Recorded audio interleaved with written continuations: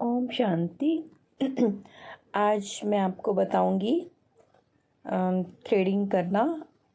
Full growth हुई पड़ी है, इनकी शेप कैसे सेट करते हैं मैं आज आपको दिखाऊंगी।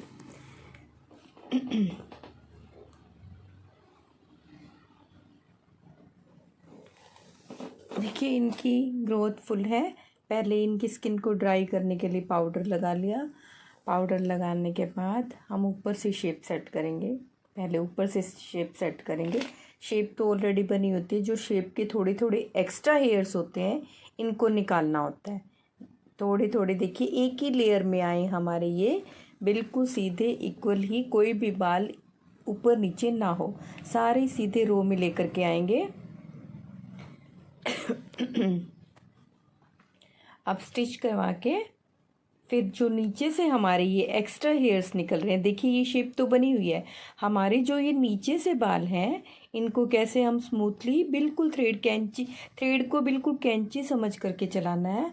और देखिए हम कैंची समझ करके इसको बिल्कुल स्मूथली आराम से, बिल्कुल आराम से कैसे निकाल रहे हैं। देखिए हम आगे की साइड खड़े होते हैं, इसलिए हमें ये वाली थ्रेडिंग बनाने में बिल्कुल भी दिक्कत नहीं आती, क्योंकि ये बाल हमारे बिल्कुल सामने होते हैं और बालों की डायरेक्शन भी हमारे इस साइड ही होती है, तो हमें बिल्कुल इजी होती है। इस थ्रेडिंग को बनाने में बिल्कुल भी दिक्कत नहीं आती, बिल्कुल इजी से, क्योंकि ये बिल्कुल सामने हमें दिखाई दे रहे होते हैं। देखिए कैसे इजी से निकल रहे हैं, सारे बाल एक्स्ट्रा एक्स्ट्रा दिख रहे हैं। ये सारे बाल शेप के जो नीचे वाले बाल होते हैं इनको आराम से निकाल करके फिर हमारी शेप ऑटोमेटिकली सेट हो जाती है। देखिए सारे जो छोटे भी बाल हैं जो हमें दिखाई दे रहे हैं, सारे छोटे छोटे बाल अब शेप सेट करने के बाद वो सारे नीचे से निकाल देने हैं।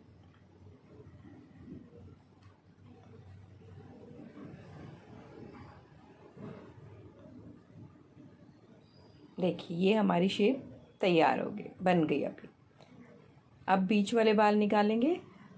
जो थोड़े बहुत साइड में ऊपर भी और जो नीचे शेप में बीच वाले बाल हैं, अब बीच वाली थ्रेडिंग के बाल निकाल, वो आपकी मर्जी है, चाहे आप बाद में निकाल लो चाहे पहले निकाल लो।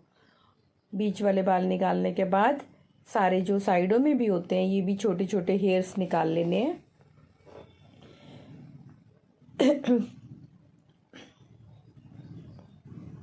फिर हम पीछे की साइड खड़े होकर के, पीछे की साइड खड़े इसलिए होते हैं ताकि बालों की डायरेक्शन उस साइड से होती है, तो हमारे कोई भी बाल टूटे ना, इससे बाल बिल्कुल जड़ से निकल करके सही फिनिशिंग से हो जाती है पीछे खड़े होने के बाद।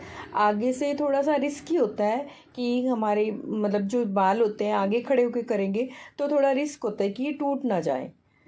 बस वो प्रैक्टिस के ऊपर डिपेंड करता है। अगर आपकी प्रैक्टिस अच्छी है तो कोई दिक्कत नहीं है, आप आगे खड़े होकर के भी कर सकते हो। मैं मोस्टली थ्रेडिंग पीछे खड़े होकर के ही करती हूँ। देखिए पीछे खड़े होकर के करने में थोड़ी सी दिक्कत तो आती है, लेकिन वो स्टार्टिंग में आती है, लेकिन फिर हैबिट हो जाती है। ऊपर से सारे निकाल लेने हैं, फिर वैसे ही जैसे हमने उस थ्रेडिंग के निकाले थे बाल, ऐसे ही ये निकालने हैं। एक्स्ट्रा एक्स्ट्रा हेयर्स निकालने हैं जैसे वहाँ उस थ्रेडिंग में निकाले थे।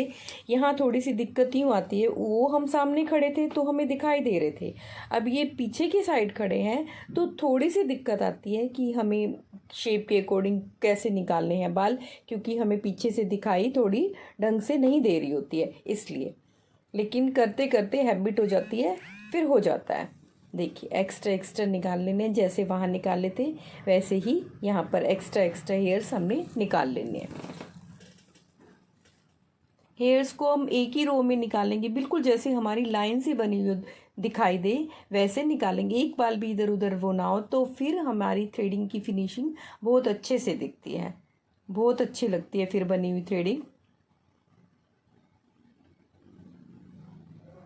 देखिए ये निकाल दिया हमने सारे एक्स्ट्रा हेयर्स और शेप हमारी तैयार हो गई।